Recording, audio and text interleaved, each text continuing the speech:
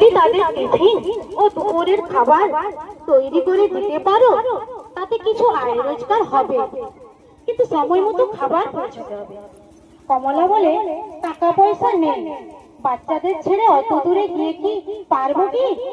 তখন দলের দিদিরা বলে, টাকা আমরা ধার দিচ্ছি, আর তোমার স্বামীর তো সাইকেল আছে, বাড়িতে খাবার তৈরি করে পৌঁছে দেবে। কমলা দিদি বলে, আমি তো সাইকেল চালাতে পারি না। তখন দলের দিদিরা বলে, আমরা শিখিয়ে দেব। শুরু হয় কমলার সাইকেল শেখা। দলের দিদিরা সাইকেল চালানো শেখাতে শুরু করে, কিন্তু কমলা সাইকেল চালানো শেখার সময় একবার প্যাডেল ও একবার হ্যান্ডেলের দিকে তাকায়, আর ততবার পড়ে যায়। কমলা কিছুতেই সাইকেল চালানো শিখতে পারে না, আর তার টিফিন দেওয়ার কাজটাও শুরু করতে পারে না। আচ্ছা বলুন তো কমলা কেন সাইকেল চালাতে পারছিল না? বলুন,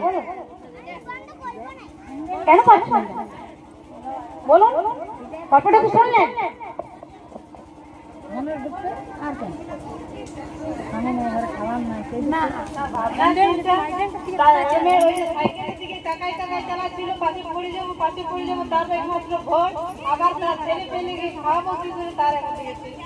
তার স্বামী যে দূরে গেছে পয়সা দিয়ে পাঠায়নি, তার এক চিন্তা।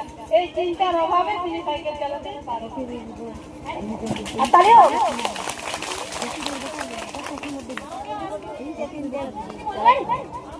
আর কোনদিন বলতে ইচ্ছে হচ্ছে?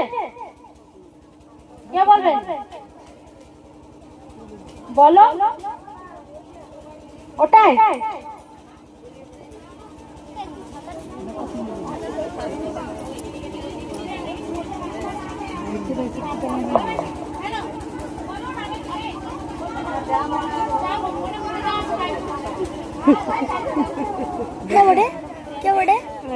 ও বারবার নিজের পায়ের দিকে দেখছিল, সামনের দিকে দেখছিল না, আর তার লক্ষ্য ঠিক ছিল না।